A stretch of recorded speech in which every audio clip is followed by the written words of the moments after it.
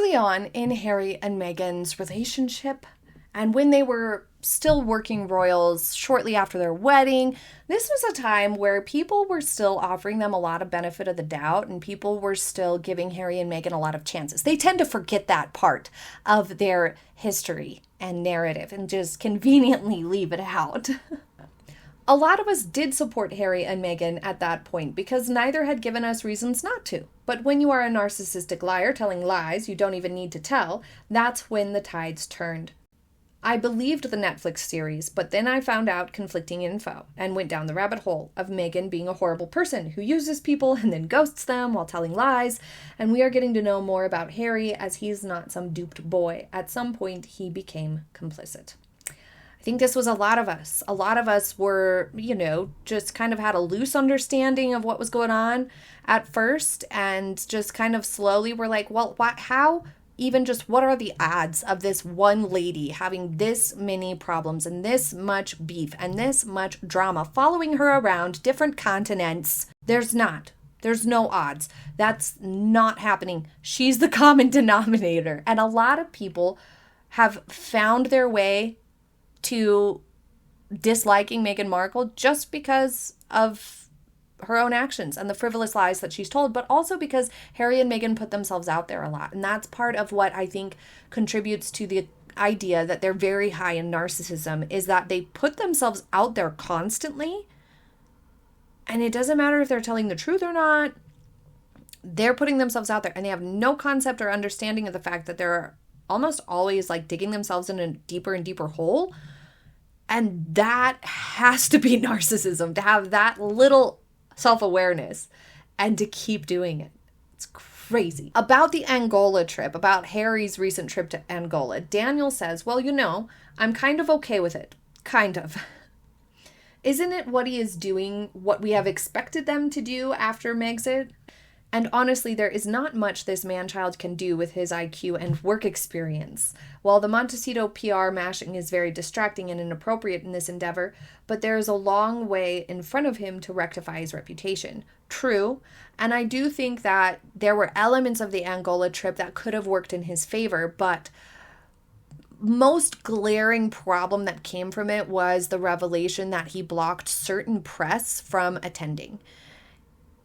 If he's going to try reputation rehabilitation and do so by trying to do some good and not overly publicize it, he didn't bring his own camera crew as far as we know. He didn't do an interview about it. He didn't send comments to publications about it. He didn't do some stupid video about it or anything. He just went out there and he did it. He did the stuff. Yes, it was reported on, but he didn't go beyond that. But if he's going to do that and take that approach, then it needs to be comprehensive and complete. He needs to not also get petty and care about which press is showing up to cover it. He should just stay out of that, ignore his ego a little bit, and really focus wholeheartedly 100% on doing the good work and then stay out of everything else. And because he didn't do that, it changed the way people perceived the Angola trip. James Mason says, Harry's a worldwide statesman and puts the other royal family members to shame. Harry is working hard and helping a lot of other people, while William is on vacation and at soccer games. Okay, pause. Pause for a moment. We have lots of problems already. First off, William goes to soccer games in part because he's a fan and he's supporting teams from the UK, which is a good thing to do. The role of the royal family members is in part to draw attention to, publicize, celebrate, and support British culture and the culture of the UK. And so by supporting sports teams, he is doing that. So it is kind of in the job description, built in. But William is also the royal patron of the Football Association, the governing body for soccer in England. So his job is to promote soccer in England. That's one of his jobs. So there is a purpose to what he's doing. He's not just doing it willy-nilly, and he's not just screwing around. Also, everybody gets a vacation, okay? If you can afford to take a vacation, you take a vacation. It's good, it's healthy.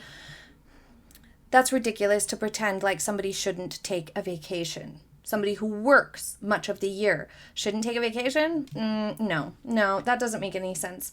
The sorry excuse for news by the royal family and their media outlets and trolls praise William for attending soccer matches because that's one of his jobs. Cool job, but one of his jobs. And attacks Harry for his humanitarian work. What humanitarian work did he actually do?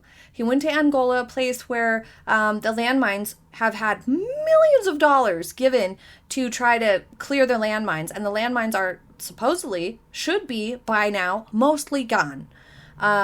So Harry didn't really bring any value there. He didn't raise any money.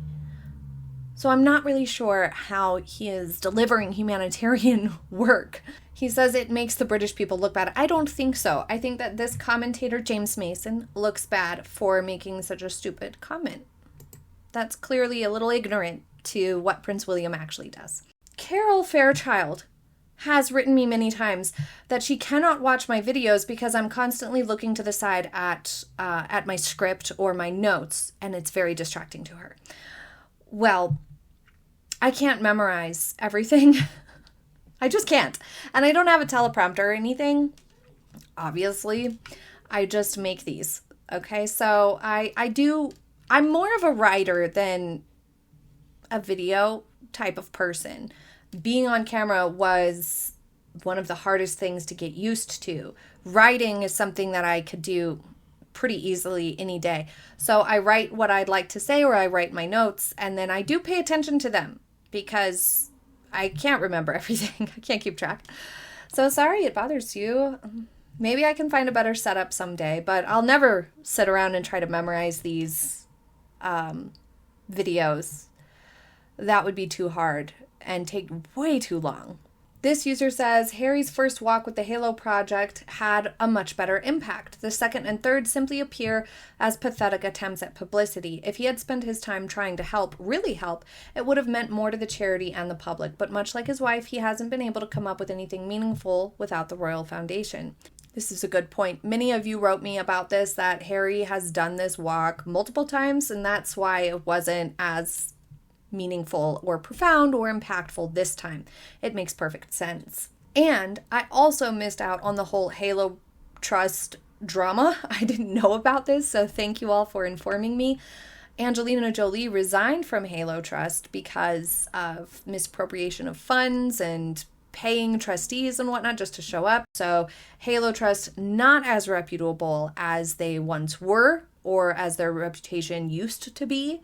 And that makes a lot of sense then. Angelina Jolie seems very careful about her charitable associations and whatnot. And so thank you for letting me know. I wish I would have looked deeper into that before making the video about it. Katie says, I did grow up with Princess Diana. All that Harry does when he does this stuff is make me feel sad because she would hate so much the place he finds himself in and the things he's done. Stand on your own 2 feet, Harry. And I've heard a lot of other people make similar comments that she raised Harry to support William, for the brothers to stick together, but also that Diana was a monarchist, that she never really had beef with the monarchy itself or Queen Elizabeth or anything like that, that she had beef with Charles and it was a relationship thing that didn't work out, and that she would never have done what Harry did in terms of trashing just vague the monarchy as a whole and whatnot, and the British people as a whole, that she wouldn't have done that. And I think a lot of that came from an influence and misunderstanding by Meghan of misunderstanding what went on with Diana's story. Saul asks, Meghan and Harry are no longer Sussex, right? I mean, the title Duke of Sussex is already stripped off from Harry because he didn't want the royal duties, so why Meghan corrected the other girls saying she is no longer Markle but a Sussex? If anything, she should be called Miss Windsor, but not Sussex, yeah? Yeah, sort of. They didn't get the Duke and Duchess of Sussex stripped from them. They did not have that happen because Queen Elizabeth said that it was basically a wedding gift to them and that she wasn't going to strip them of the Duke and Duchess titles. She did say that they were not to use Her Royal Highness and His Royal Highness any longer. Technically, they would be Windsor. So yes, she would technically be Windsor, which is yet another reason why it didn't go well when she left that in the With Love Meghan series, correcting Mindy to say, you know, I'm a Sussex now. Actually, you're not, Meghan. But everybody does, including me, call them the Sussexes because it's much more specific and makes more sense when you're just talking about them. But for them themselves, it would be Windsor. So yeah, it's kind of weird that she's just kind of laying claim to Sussex. She clearly doesn't understand how titles work at all. Remember on Oprah? Thank you for your comments, everybody. I hope you enjoyed today's short little video. I hope you have a happy day ahead, and I will see you next time. Bye!